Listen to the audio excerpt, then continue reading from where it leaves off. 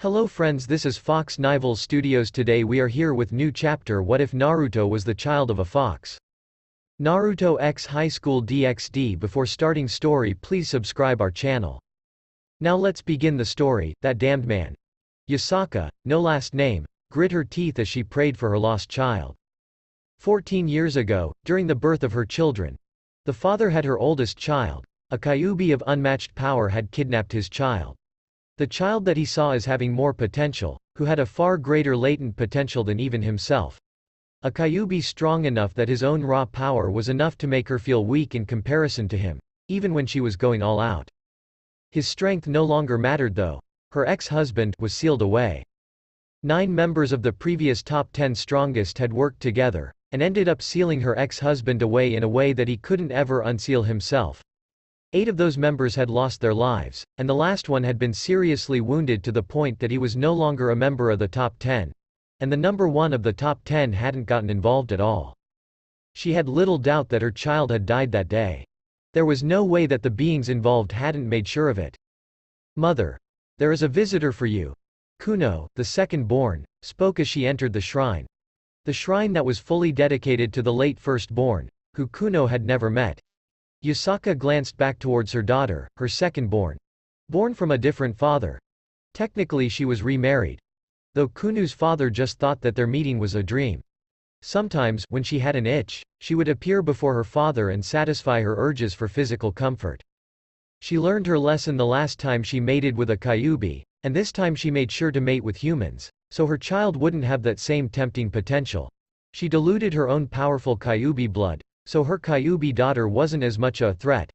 Still, she was worried that her daughter was strong enough that some might consider taking her out of the picture, so she made sure that she was never too far away from her.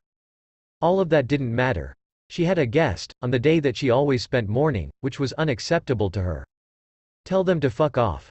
Yasaka was feeling murderous at the moment. She was feeling absolutely like the smallest thing would set her off. Her hatred for her ex-husband was at its peak, and her sorrow for her lost child was fresh. She had the power and authority to kill most people who bothered her, but usually it was tempered by the patience and understanding to not act on those urges. Kuno didn't say anything at first. It is an older man, human. He has come from Mount Oinari. Tell him to kill himself then, because I don't want to see anyone from that damn mountain. Yasaka knew that place very well, and she hated it. It was the birthplace of her ex-husband, and where he gained so much power. It was where he gained the powers of the gods, bathing in the blood of the injured goddess Inari. Kuno took a deep breath. He is here to apologize. About lying. According to him, my brother is alive, and living with humans. Yasaka moved faster than anyone had ever seen her move in her long, long life. She pushed her daughter out of her way as she ran across through shrine gates, and moved towards where she could smell an older human male. Red. Yasaka saw red as she felt a fury surpassing even her hatred of her ex-husband. She went towards where the guest was, and she slammed the door open with enough force to knock it out of its socket. Her eyes scanned the room, before she saw an elderly man was sitting on his knees, patiently waiting for her. If he was startled by the fury etched onto her face, he didn't comment on it at all. Yasaka, die. Yasaka rushed towards the man, her fingernails extended into claws. That was all she had to say to the man who was just now telling her that her firstborn child was still alive, despite everyone knowing that the child was hers. She felt arms wrap around her waist. Wait, mother, he knows where, he dies now. Yasaka was seeing blood red, so when her Kuno grabbed onto her, she threw the child off of her body. The elderly man was sending her a look of pity, at how she wasn't thinking clearly. He didn't say a word, he seemed to accept his fate as she rushed towards him, no longer impeded by her child holding her back. Yasaka swung her hand at him, and her claws ripped his head from his body in one jagged swipe. She shoved her other hand into his chest, before she ripped out his barely beating heart, and threw it to the side. She mauled the corpse with her bare hands. Mother, stop, he's dead. You bastard, you kept my child from me. I missed his first human transformation, and his first fireball, and I even missed the first time he pranked a human. Thanks to you, I've missed so much of his most important years. Yasaka ripped the corpse to pieces and threw them all across the room. She grabbed the man's soul and held it to the floor, coating her hands in her spiritual power. She didn't allow the man's soul to go to the afterlife. She held it very firmly by the neck with one hand, while using her other hand to rip his organs out of his body and threw them violently around the room. Mother. Leave Kuno. Yasaka wanted her daughter to see this, but she was conflicted since she knew her daughter shouldn't be watching what she was about to do to the man's soul. Her fingernails were covered in pure blue flames, and she slashed the soul across the face. She wasn't satisfied just mauling his corpse, she was going to wound his very soul until there was nobody in the afterlife who would recognize him. Mother. Leave. Now. Yasaka left no room for arguments. 13 years she mourned for one of her children, only for her to learn that her child was still alive and was now living amongst humans. She didn't hate humans, but humans were cruel creatures towards yokai as a whole. She believed humans and yokai needed to separate themselves from each other as much as possible, though the humans in Kyoto were okay to mingle with. Yasaka watched as Kuno left the room, and she turned back to the soul of the old man in her grasp. Yasaka. Your child, the child of the monster fox. He. Naruto. You don't get to say that name to me. Yasaka started to rip and scratch, and burn the soul in her grasp when he tried to speak. I mourned for 13 long, unbearable years, for my loss. You stole my child from me. No reason you have would ever make that right. Yasaka didn't want excuses. She wanted the man to suffer. She was not going to forgive him, or listen to what he had to say to her. She was going to inflict 13 years' worth of pain into his soul, and then she would have her kitsune forces go and find her son. Wherever he was, she would have him brought back to her. He fucked with her child. Now he was about to find out how she was going to fuck him over for the rest of eternity, if she ever allowed him to go to the afterlife after this. The next day, find him. Yasaka had lost her voice. She had spent an entire day screaming at the old man as she tortured his soul. She had blown her voice out in the process. Her eyes were puffy and swollen from her tears, and she was mentally exhausted. Mother. I'm sorry. Yasaka apologized for pushing and yelling at her daughter. Looking back at her rage, she shouldn't have treated her daughter like that. She had gotten completely overtaken by her own anger. The news that she spent 13 years mourning her child, instead of raising him, had just hit her in the heart with more than she had ever handled before. It was her first time ever being that angry before, and she knew she shouldn't have allowed any of that to slip towards her child. Yasaka pulled her daughter into a hug, and it was the softest hug that she could manage. It's okay. My brother is alive. Yes. He's alive. He's alive. Yasaka felt a spark of joy growing inside of her the more she thought that. Her son was a live chess tournament, open entry ages 11 to 22. Prize. 100,000 yen, ooh. Seems fun. A young man grabbed a poster with a grin on his face. Uzumaki Naruto had a wide grin as he leaned up against his motorbike. He was a young man, not older than 13 or 14, with wild blonde hair and clear blue eyes. He was on the shorter side, and after a year of blending in with humans, he had taken to wearing a white shirt and cargo shorts, though he kept his boots and the goggles he wore on his forehead. Apparently, he looked more like his mother than his father. Not that he had ever met either of them. He had just been told from the head of the village he had lived in, that he got his hair color and most of his colors from his mother. The only things he ever got from his father were his whisker marks and blue eyes in his human form. He was a Kyuubi, a yokai. Naruto sat back on his bike and revved the engine, before he shot off towards the city where the tournament was going to be held. He didn't know a ton about chess, but he was a tricky guy, so he wanted to see if he could meet any fun humans at the tournament to be friends with. The age range certainly played to his favor. He liked humans and hated them just as much as he liked them. He was very confused about his own conflicting feelings towards them. He did love to prank them though. In Kuo, are you really searching for a husband?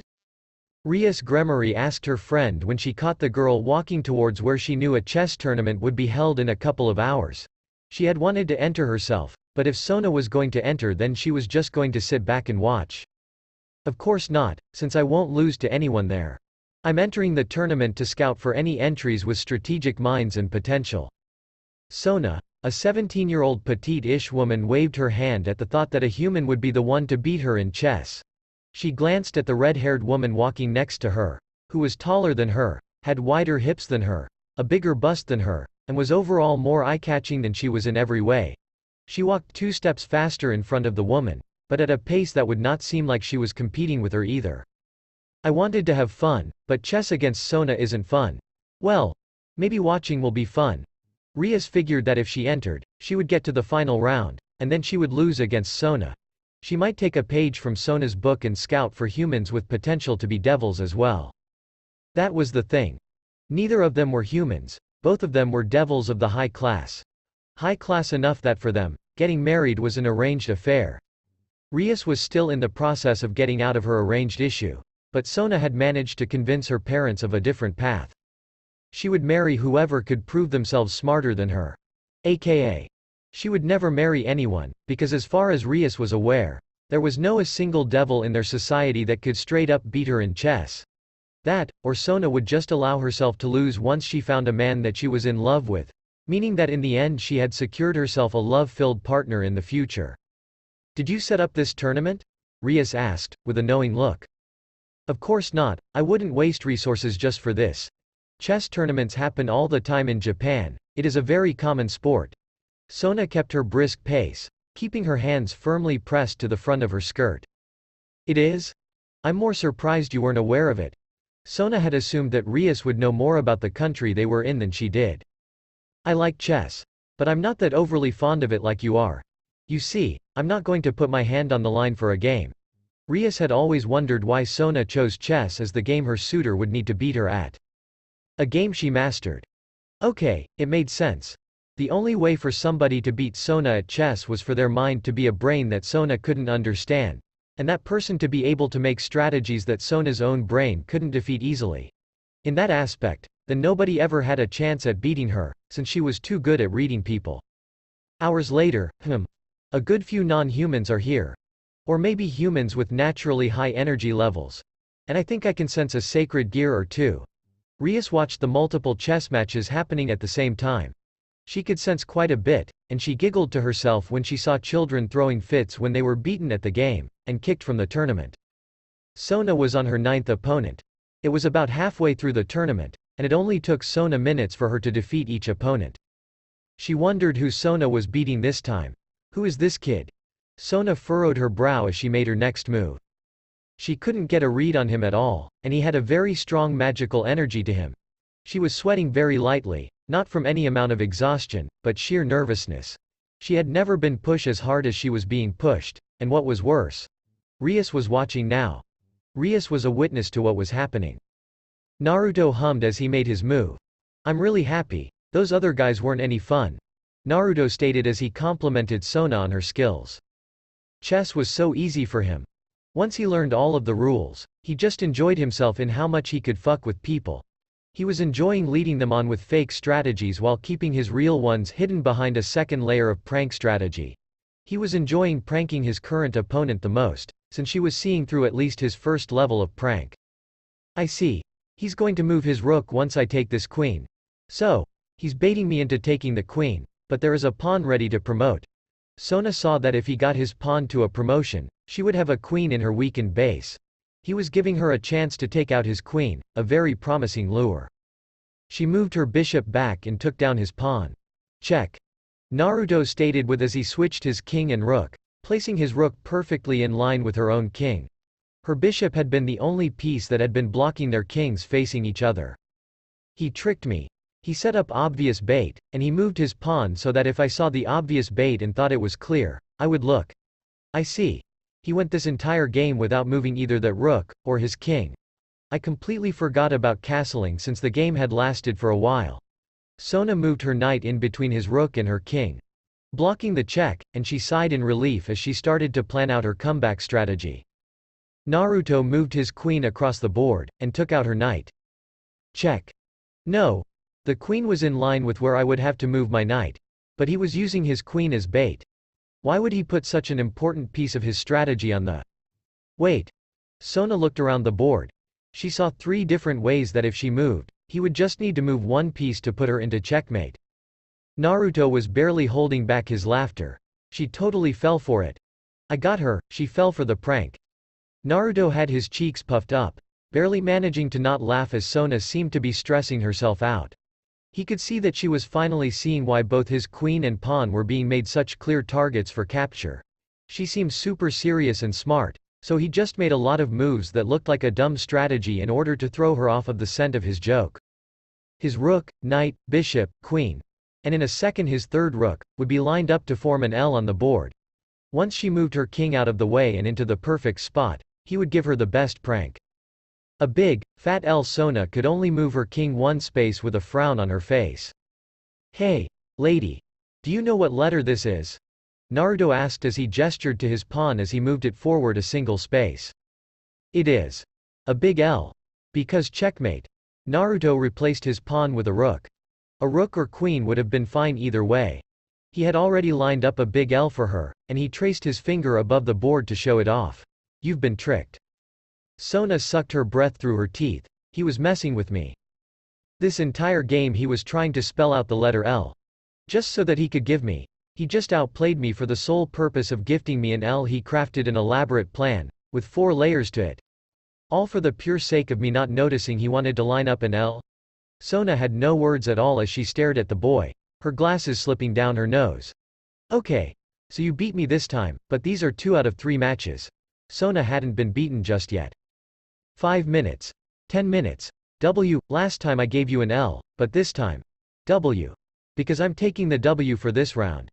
Naruto spelled out a W against Sona. She stared at the board, leaned forward and placed her hands together. Her glasses had slipped off of her face completely and into her lap, since she just looked on in a stunned silence. She expected to beat him once she knew his tricks. He changed them. During their second match he didn't use any underhanded strategies at all. She planned and played against him, trying to make herself believe that she was defeating his strategy. But she was just playing herself. All in the end, what happened was that the strategy he used in their second game was straightforward. "How? Well, I screwed with you a lot last game, so I figured I would play super straightforward. When you prank people once, they are always trying not to get pranked. And they prank themselves. I won that match because you were really trying not to give me the W. So I took it." Naruto explained to her with a grin. Sona stood up and extended her hand to him. "Very well, I concede. You have bested me." Sona watched him bring his hand closer. "No prank. I wanted to draw in the second round and spell out a D. But I couldn't figure out how to get the curve right. You know, lose, draw, win. I wanted you to lose, us to draw, and me to win. But this board is too small to make a D." Naruto apologized for not playing 3 rounds with her. He just couldn't figure out how to make the D look convincing. Sona squeezed his hand. "I see. You must be very smart. Well, I did solve a huge murder mystery like a year ago, and sometimes the police ask me to help with their cases now." Naruto bragged about his achievement. He had been the one to solve a murder, theft mystery, so he liked to think he had his moments where he was very small. He could remember all of the little details that other people overlooked, and he had access to things that most people didn't. "Your parents must be proud." Sona dug a little deeper. "Don't have any parents. The closest thing I got is this bastard of an old man. Though I think he died recently." Naruto just had a feeling the old man was dead. Not that he cared if a human who made his childhood rough lived or died. Even more so since the old man was part of the reason why he had a spiral on his stomach that sealed away most of his power. Sona found that very interesting. "I see. Then your school must be very good." "School? I've never gone to a school before." Naruto laughed at her misunderstanding. "I see. No wonder he seems stupid, but so intelligent." Sona thought when she realized that he was weird. Intelligence. The ability to acquire and apply knowledge and skills. Knowledge. Facts, information, and skills acquired by a person through experience or education. His intelligence was extremely high, but while he was extremely intelligent, that got downplayed by his lack of knowledge. Once he learned something, he could apply it in ways other people could never imagine, because he had an insane amount of intelligence. His pure smarts were held back by his lack of knowledge and learning, which he didn't have due to lack of parents or school. "I'm not that smart. I just be silent, and don't insult yourself. I'll see you later, Uzumaki Naruto."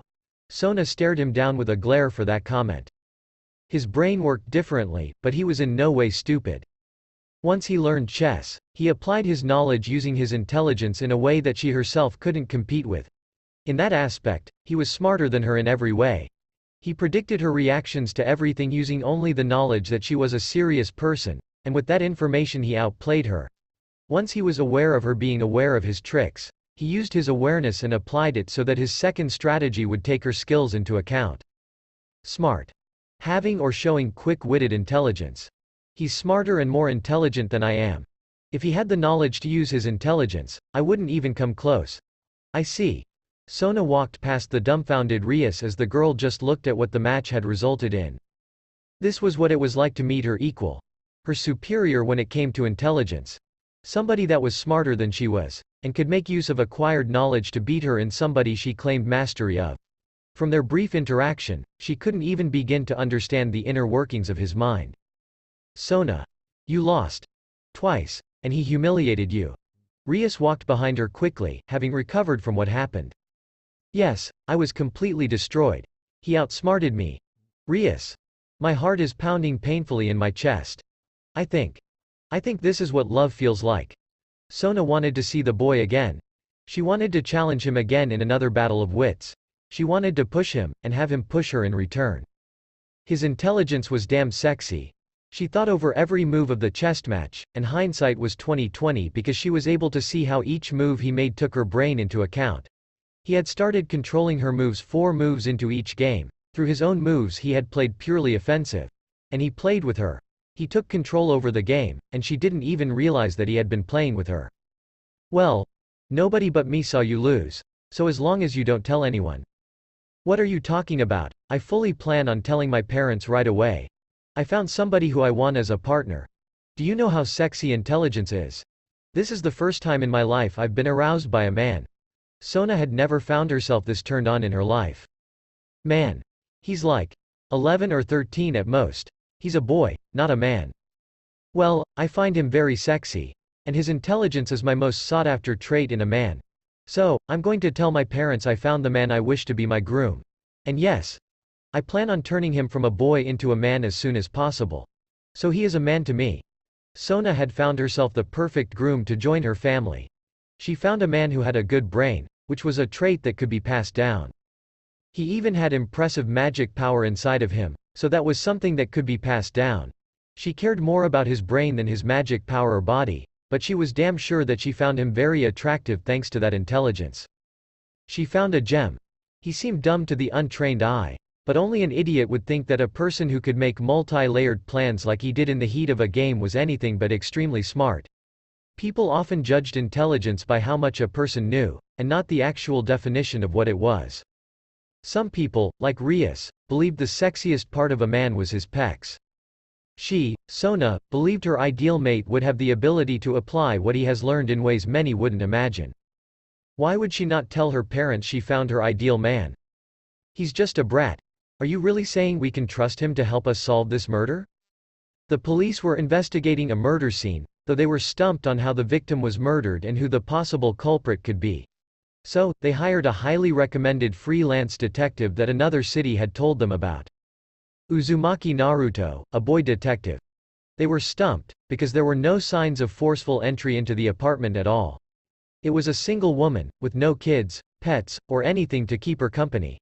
She died in a way that made suicide unlikely, and they couldn't find any clues to help them determine what to even look for in a suspect. Solved it. What the? Ha! I solved the mystery, and I know where the killer came from. And most likely where they are.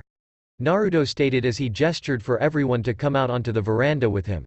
The cops rushed to his side, while Naruto looked at the evidence that he had found.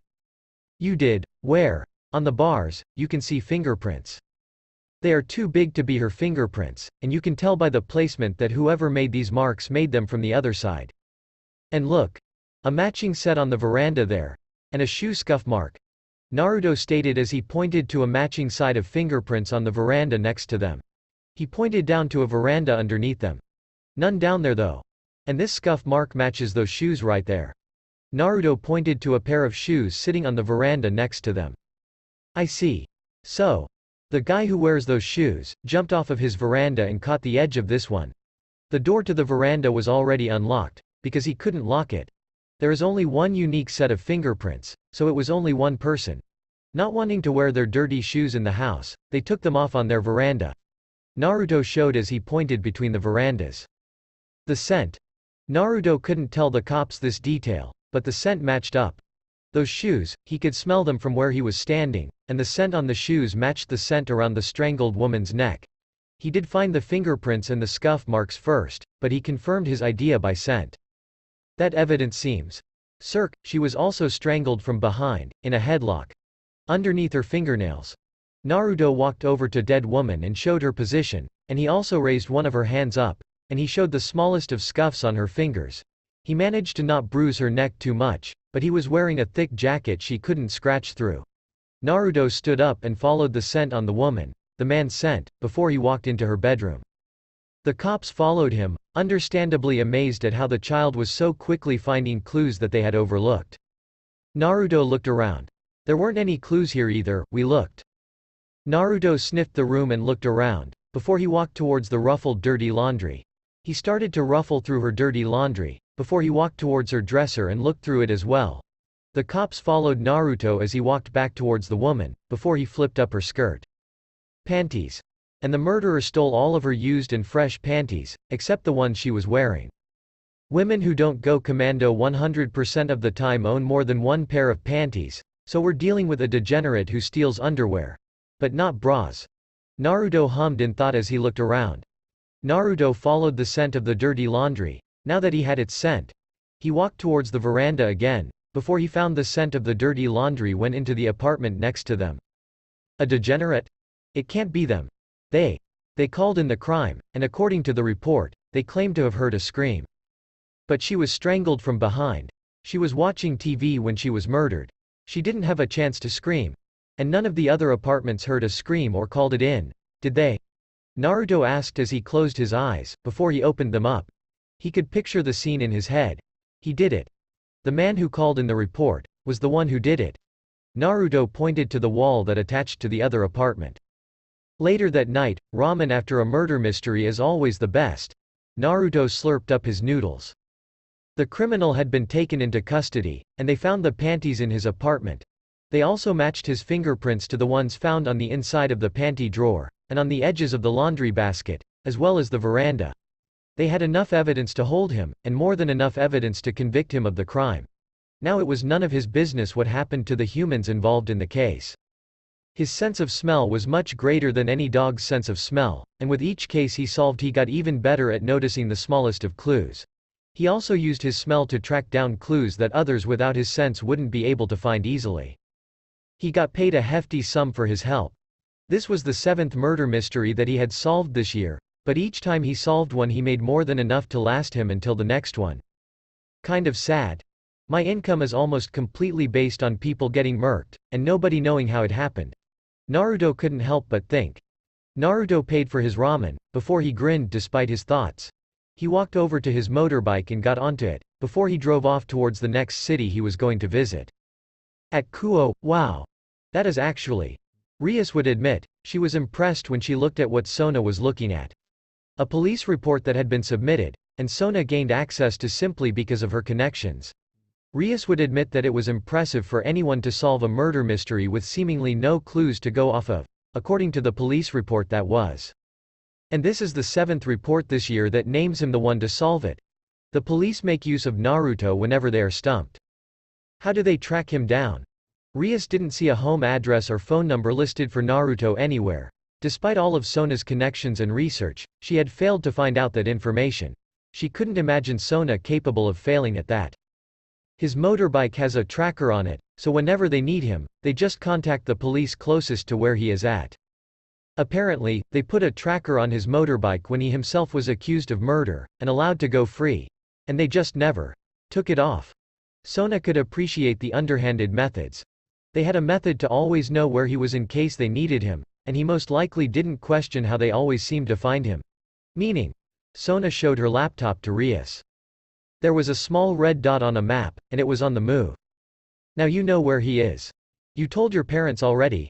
Rias asked the woman, who was really putting in the effort. Sona gave a slight smirk.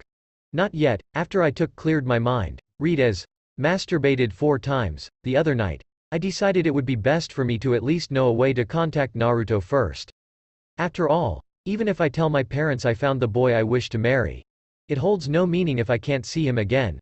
Sona wanted her parents to not have a way to deny her choice.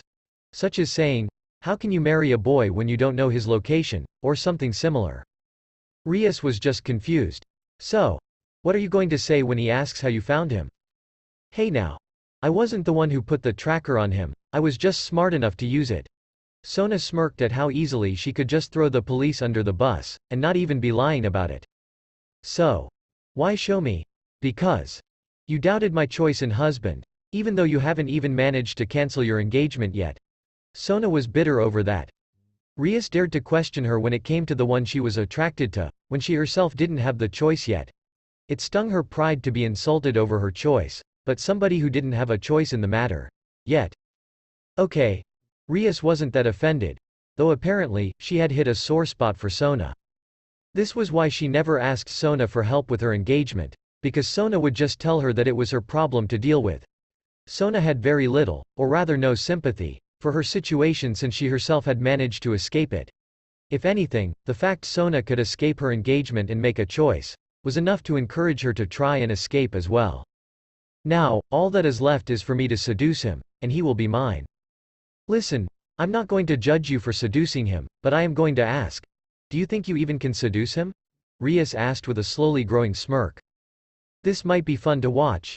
I have full faith in my research and ability on the topic of seducing men. Show a little cleavage here and there, small body touches. Cleavage? You? Sona and Rias stared at each other in complete silence the second that Rias questioned Sona on the topic of having cleavage.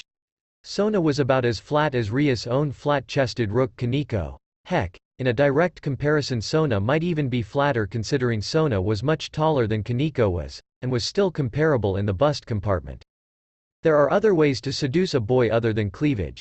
Having an ample rear end for. Sona paused when she changed the topic of her approach. She moved around in her chair, trying to judge how much off a butt that she had. Having an ample rear end for your figure for example. Sona was confident that even if she lacked a chest, and she didn't have a huge butt, at least she had enough of a butt that she could work with it. Oh yeah? Yeah, and not to mention I'm an excellent cook. My meals are nutritionally balanced. I would pay money to see you seduce him. Rias didn't make any comment on the cooking. She really didn't want to just shit on Sona's absolute and utter lack of ability to cook anything but horrible tasting food that only her sister could eat. The girls stared at each other again after Ria's comment, with Sona raising her eyebrow. Oh, you assume I can't do it. Listen, I'm just saying. You lust after him way more than he does after you, so even if you try to seduce him, I would bet money that you just seduce yourself more and more for him. You are being way too manipulative. Just get into his bed naked and either sleep with him, or sleep with him. Rias would still pay money to see Sona fail at seduction. I would not use such crude methods to achieve my ends. I have already planned out my seduction down to the last detail, and though my plans will need modification, I plan to turn that boy into a man, but not with your crude and barbaric methods. Guys like sex, give him really good sex and he will be yours. The math is simple. Whatever. I have planning to do. Sona stood up and closed her laptop, her face burning when she realized that she was starting to agree with Rias a little. She refused to admit that Rias might have a point though. She would seduce the boy with her methods, end of story. Training. Naruto didn't do it as often as he could, since most of his abilities were weakened by the seals on him. His transformation powers were limited by his use of scrolls, leaves, or fish cakes thanks to the seal, and he had other abilities that had been hit pretty heavily by the seal on him. It wasn't until the day that a human shot him in the forehead with a gun. Thankfully he was too durable for bullets to really hurt him much, and now sometimes he got the urge to train his other kitsune abilities. Not like he had any plans for the day. Pua. Naruto spat a small blue flame onto the tip of his finger, and extended it like he was holding a gun at first. He used his free hand to grab the flame, and he pulled it back. As he pulled on the flame, it extended like an arrow that went across the length of his forearm. He wrapped his thumb around the flame, touching the top of the flame. He was developing a long-distance attack. Naruto was taking aim at a rock, a medium-sized rock, in the distance of a clearing. Naruto closed an eye and took careful aim, before he squeezed his thumb down on the arrow on his arm. The part of the flame he squeezed separated from the rest of the flame, before it shot off in a spiral formation. When it hit the ground next to the rock, it exploded in a small crater that had blue flames covering the edges of it. He missed. He had 5 shots left in the arrow, having put and stretched it out over his entire forearm gave him a certain amount of ammo. When Naruto lifted up his thumb, the rest of the flaming arrow was loaded into his finger gun. He aimed carefully, before he squeezed his thumb again and shot his second shot. His aim was better. Instead of hitting next to the rock, he hit right in front of it and put a crack along the rock itself. Not the direct hit he was hoping for, but he loaded his next shot and fired it more quickly. He skimmed the edge of it, but hit behind the rock. His next shot hit the rock, not dead center, but since it was a direct hit when it blew up the rock itself, scattering rock pieces everywhere. Kitsune Snipe Shot. I like the name. Just got to practice hitting the target, and hit from further away. Maybe work on curving. Naruto still had another shot left, so Naruto started to walk further away from his next target. He extended his arm and took careful aim, and he grabbed the flame that was loaded into his finger. He extended the flame even more while twisting it in his hand. He fired 5 shots in rapid fire. They had 6 times the speed, but when they hit the ground they were 6 times weaker than his other shots, which had been 6 times weaker than what his first shot would have been. He was trading speed for power. Naruto extended his last shot so that the flames were even thinner than before, and he had 6 more shots loaded onto his arm. They were even faster. 5 shots hit the rock he was aiming at in quick succession, since he aimed carefully and the rock was not moving. They barely exploded on impact. Each left the rock scorched by the heat of the speedy flames. He extended his last shot, and it was as thin as it could possibly go. He fired all 6 shots this time, and the speed was insane compared to his first shot. The speed behind the shots were enough that there was actual recoil along his arm when he fired, and they burned several inches of a hole into the boulder with each shot. Ah! Ouch! Hot! Naruto had burn marks along his finger from where he fired, so he sucked on his finger. He could see smoke coming out of the holes in the boulder he hit, showing and the rock was glowing hot around the holes where he hit. I should call it Kitsune Revolver. Naruto changed the name. Kitsune Revolver Level 1. Full Power, Low Speed Level 2 to 1, 6th Explosive Power, 6x Base Speed. Level 3 to 1, 36th Explosive Power, 36x Base Speed. Level 4 to 1, 216th Explosive Power, 216x Base Speed, Enhanced Heat. Level 5. No Explosive Power, 1296x Base Speed, Super Enhanced Heat. Pua. Naruto spat another flame onto the tip of his finger, and he aimed it at the damaged boulder. He fired it, and it missed the boulder by a good 5 feet. But the explosive power was enough to destroy the boulder anyway. He would say it took a good 2 seconds to reach the spotted hit, so it was low speed. Compared to what the others could do. He would still say the speed exceeded 100 km per hour, so it wasn't slow speed, it was just the lowest speed he could manage. -2 hours later, gonna need to bandage this up. Naruto had practiced for a couple of hours, and his finger had some burns across it for sure. He was comfortable with this amount of training in the technique he made. Mixing the concept of guns with arrows, and using ammo made of kitsune bai was a neat technique that he could manage. I need to work on my aim. For sure. Naruto was in the middle of gathering up and putting out the flames he used for the training. He didn't want to set the meadow on fire. This was more than enough training for a while, since it wasn't like he had a goal or a reason to get stronger. He lived his life mostly around humans, and other than criminals he didn't really get into a lot of fights. He didn't even have anything particularly important to him to protect. He was going to be alive for thousands of years. He had time to get stronger at his own pace, because he wasn't even going to be fully mature until he reached 900 years old anyway, when his power stopped growing naturally through age. Maybe but that point he would find a way to undo the seal limiting his power so heavily, and he wouldn't be so restricted in how he used his powers. It sucked. Well, he could blame his shitty father for causing the entire mess. What kind of bastard kills his wife, kidnaps his son, and goes on a rampage anyway? Dumbass. Naruto couldn't believe the rotten luck he had. Another reason he didn't particularly train a bunch, was because training and growing stronger just made him think of how strong his father was supposed to be. The Kyuubi that ate gods and gained their power, who could change the landscape of nations with his tails, how his roar split the heavens, and each step he took was akin to a natural disaster. Well, time to go get something to eat. Maybe this time I'll visit one of those maid cafe things. Naruto got onto his bike, the engine roared, before he drove off. With Sona looked at herself in the mirror. She was in just her panties. She loosened her shoulders up and leaned forward, using her arms to enhance her small bust by pushing them together. She looked at her boobs, before she sighed to herself and rubbed the back of her head. She looked at the magazine she had bought again, and compared the pose she took to the one the model was doing. "Hey so tan." Sona froze when his sister barged into her room, visiting out of nowhere with no call to let her know she was stopping by. "Ah, those panties are so cute. Sarafal. I'm busy. Practicing. Are you here with business, or is this just a visit for your own pleasure?" Sona asked when she saw her sister. Short than she was, but with much wider hips and a much larger bust size. Her sister's breasts were obscene in how different they were from her own. If you stacked Sona's boobs together and did a mass equation, then there was no comparison even mathematically. They were visibly 7 times larger, and had a mass that was close to 15 times the sheer mass of her own. She had cleavage without even trying, because they were just that big. They still weren't as large as Rias though. What did her sister eat growing up to get them that big? "You haven't contacted me in so long. Your queen said you were busy plotting something. I miss hearing from you." Sarafal grabbed onto her sister. Sigh was all she could do.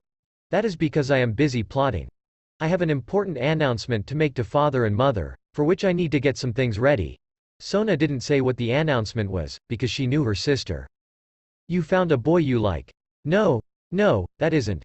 Sona stopped when she realized that Sarafal actually guessed it right. Usually she went off the deep end with her guesses. Then again for her sister it was a nightmare for her to actually show interest in a boy. Sona sighed and pinched the bridge of her nose. "Fine, tell you what. How would you like to have sex with me? Under a condition." Sona asked her sister. Sarafal let go of her, sat on the floor right on her knees, and looked at her sister with rapt attention. "I am listening to every word you say, with all of my attention, and I am ready for whatever you want from me," Sarafal stated with her eyes sparkling, but somehow still serious. Sona didn't particularly want to do this, but her sister was going to be a huge problem if she learned the truth otherwise, and she didn't have a way to pacify her. "I did indeed find a boy I wish to marry." "No. Shutting up." Sarafal stopped screaming in horror, when she saw the look on her sister's face. She remembered what was on the line. "If you swear to not try me, and not try and kill him, and you actually help me get with him, and if he agrees to it. Sex, you and me. Maybe he watches. But sex, you and me for sure." Sona pointed to herself and her sister. Sarafal was drooling. Her mouth was opening and she was actually physically drooling from the idea that she was suggestion. Sarafal pointed to herself, and then to her sister. Her flesh and blood sister, as her drooling face became happier and happier. "So. I help you get this guy. And we do it. You help me get my boy, and if he agrees, we do it. Of course, you can get in the way and I will never talk to you again. That is the other option." Sona lied about her never speaking to her sister again, but the effect was drastic in how panicked her sister became. "Deal? Okay then. Now, I need some advice on how to seduce a boy." "Well, boy's your age, he's a good deal younger than me." "Good on you sis. I see you're playing the smart game. Get him young, teach him how to pleasure your body. Train him up, and then when he is fully grown not only will he already know how to make you feel good, he will a tool big enough to do it." Sarafal gave her sister 2 thumbs up for the plan. She crossed her arms and nodded her head with pride. "But I always knew you had a bit of freak inside of you. Just like me." Sarafal stood up, rubbed a tear from her eye. "Welp. I'm off to tell mom and dad that you found a boy you like. They would love to help out." "Wait. Damn it." Sona cursed when her sister ran off, and was no longer listening to her. She loved her sister. She just hating dealing with her sister. Sona went to a ramen stall. Rias joined her, because there was no way that she could ignore this. The very idea that Sona had fallen in love was a strange idea to her, and her stalker behavior was very interesting to her on a personal level. "This is something I would do. Never expected it from her." Rias knew herself to know that if she had a boy that she had a crush on, and he had a bad habit of traveling across the country constantly, she would most likely track him down as well.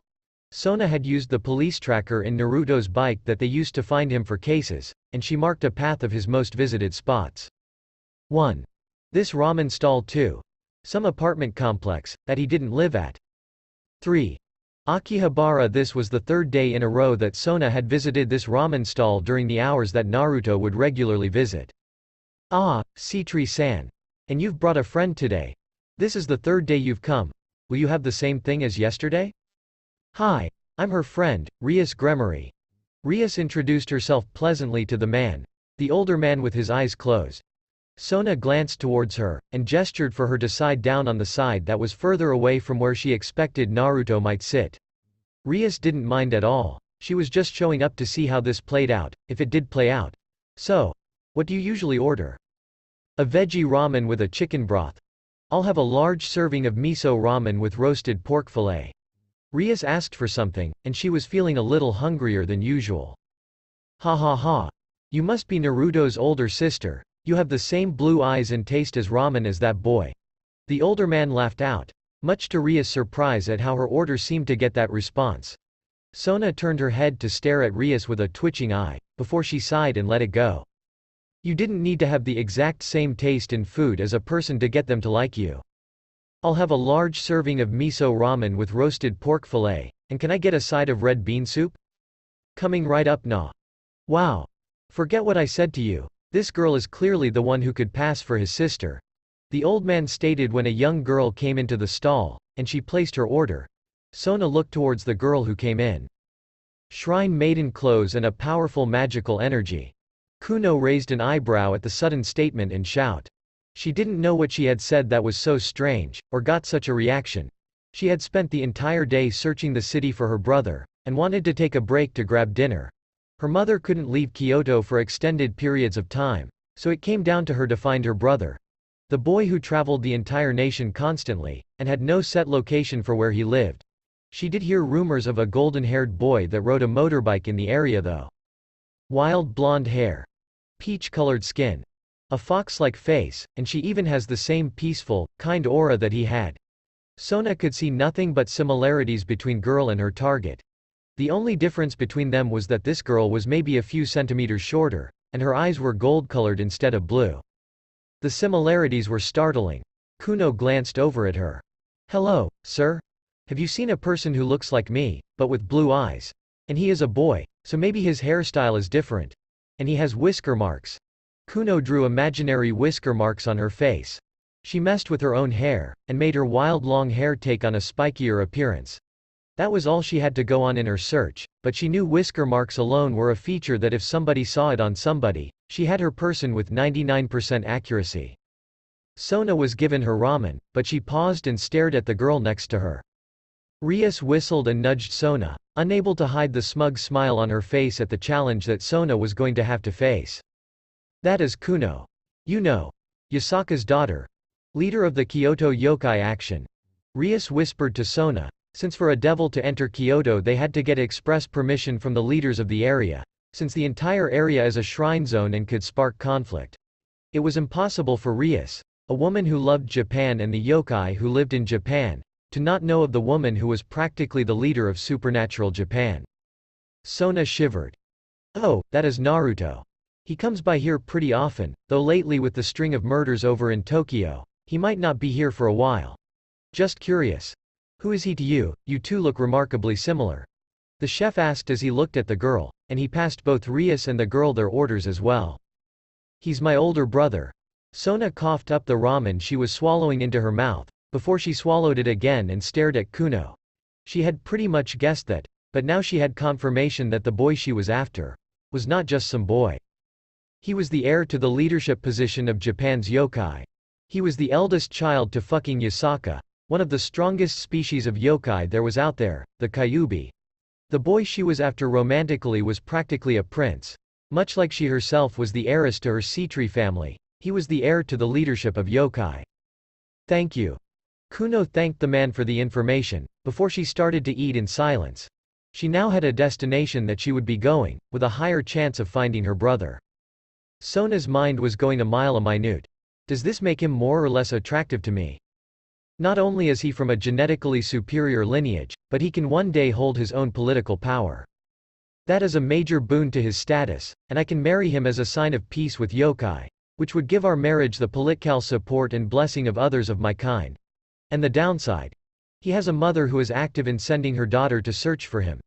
Does he have a fiancée who is a yokai? Will his mother refuse to allow him to date a devil? There are so many added variables now.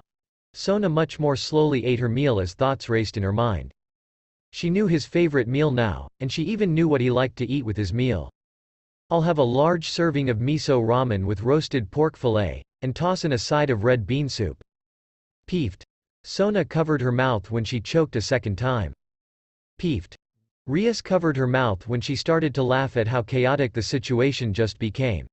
The man of the hour himself just showed up, and sat down right between Sona and Kuno, with both girls staring right at him with different looks on their faces. Naruto. Yes! Naruto shouted in shock when both Kuno and Sona shouted his name in unison, both girls standing up to do so. Kuno spilled her ramen all over the counter, while Sona spilled her ramen on herself and the ground. Oh! Hey, you're the Oni-chan with the big tits. How's it going? Naruto noticed Rias. Nice to see you. Rias just casually waved. Okay, she was loving the drama that was going to unfold. Naruto. Come with me. Come on, we have to go home and I'm so glad I found you. Kuno hugged Naruto.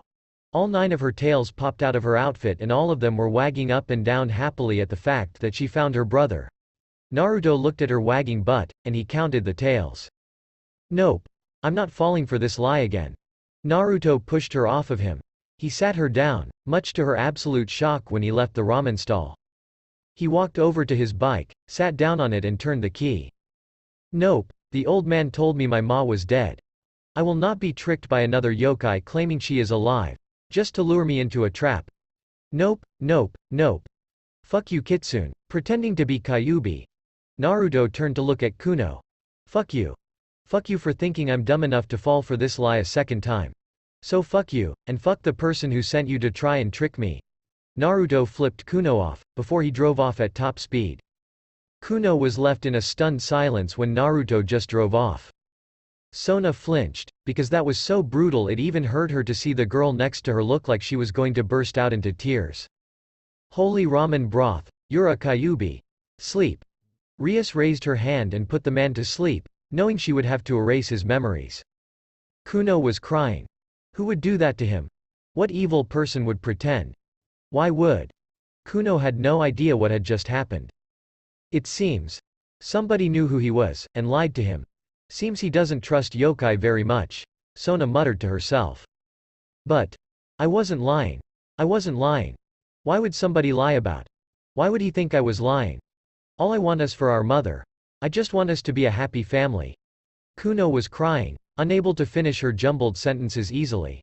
She was confused and hurt by the blatant way he rejected her. Her mother was not going to like what she had to report. The drama is amazing. But wow. That boy must have lived a harsh, hate-filled life if his reaction to seeing his own species is fuck you. Rias felt horrible for the girl, but overall she didn't really have any personal feeling to help or hurt anyone's case. All she wanted to do was watch how all of this went down, like a TV drama or a slice-of-life anime that just took a dark turn. The next day, assemble every single kitsune in this country. Time to find out which one hurt my boy. Yasaka had death in her eyes, and poison dripping off her tongue when she spoke that line to her attendants. She was going to find the kitsune who had been pretending to be a Kyuubi, and she was going to rip them limb from limb with her bare hands for inflicting any harm on her child. Her daughter had found him, but purely because she was a Kyuubi, he didn't trust her. That may be my fault. Silence. Wait, speak. Yasaka grabbed a jar with a soul in it, sealed inside of the jar itself, from her shelf and stared into it.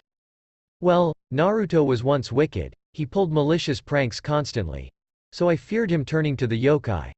Once of my subordinates went behind my back, and hired a yokai to trick him.